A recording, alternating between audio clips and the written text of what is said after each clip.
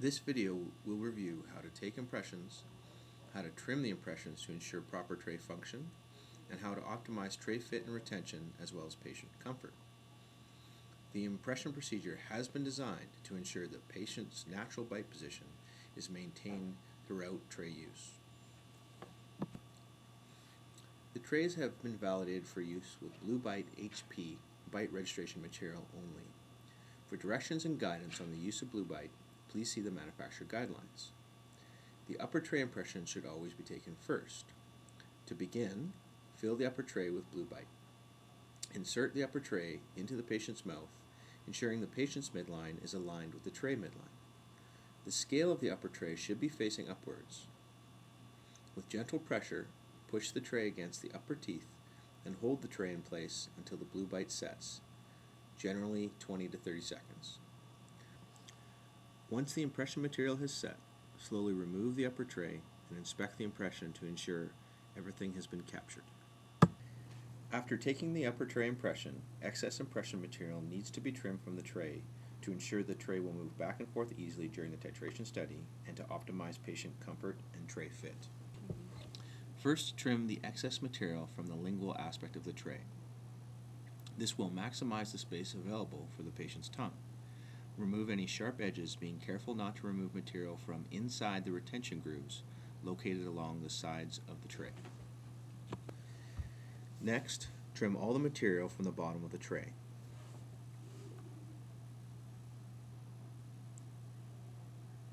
This will allow the upper and lower tray to slide against one another easily during the titration procedure. At the distal end of each tray, trim any excess material. This will prevent tissue impingement and allow the patient to fully protrude and retrude their jaw without discomfort. This is important to ensure accurate MATRx scale reading. Check the lingual space one more time to ensure all the sharp edges have been removed. On the buccal aspect of the tray, trim all excess material, again being careful not to remove material from inside the retention grooves.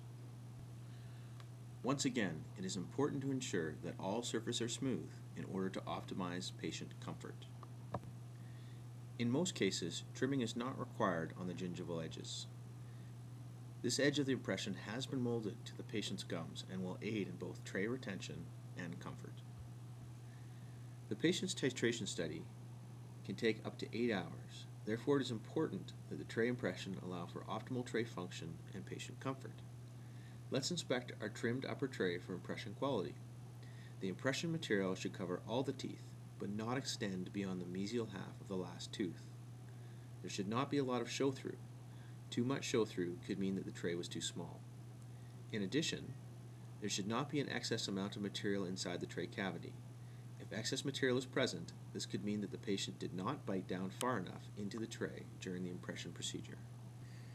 Before taking impressions of the lower tray, it is important to place the trimmed upper tray back into the patient's mouth to confirm tray fit and patient comfort. This should be done with the lower tray connected to the upper tray to ensure both trays are positioned correctly and can slide back and forth easily. Place the trays in the patient's mouth and instruct the patient to gently close together. Ask the patient if the trays are comfortable and check fit. Ensure the jaw is not shifted to the left or to the right. Remove the trays, verifying adequate retention, and prepare to take the lower tray impression. To take the lower impression, connect the trays to one another and fill the lower tray with Blue Bite.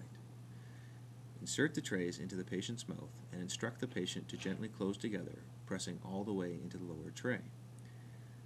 Ensure the jaw is not shifted to the left or right and the patient is comfortable.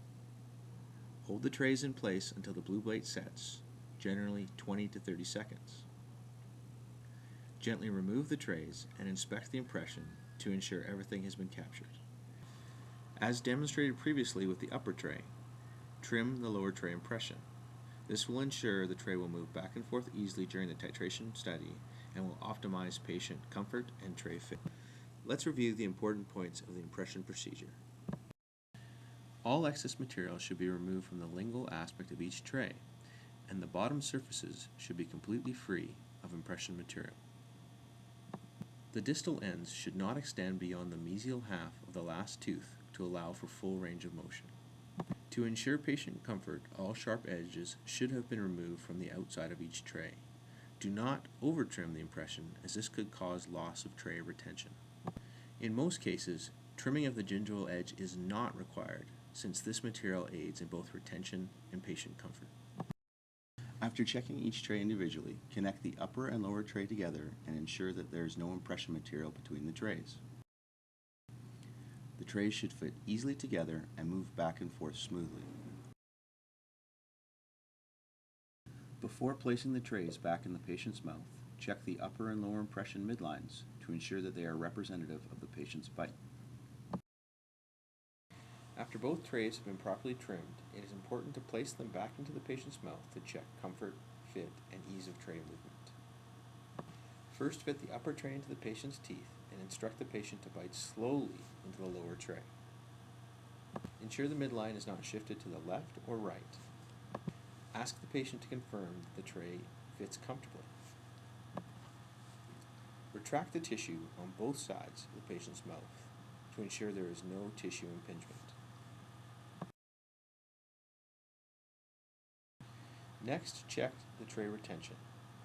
Ask the patient to slowly open their mouth. There should be some resistance. The patient should not be able to open their mouth easily. Next, check for ease of tray movement. Instruct the patient to first fully protrude their lower jaw, and then fully retrude their lower jaw. Ask the patient if there is any pinching or discomfort. It is very important that the patient can comfortably protrude and retrude their jaw. The impression procedure is now complete, and you can remove the trays. Upon removal, verify adequate retention.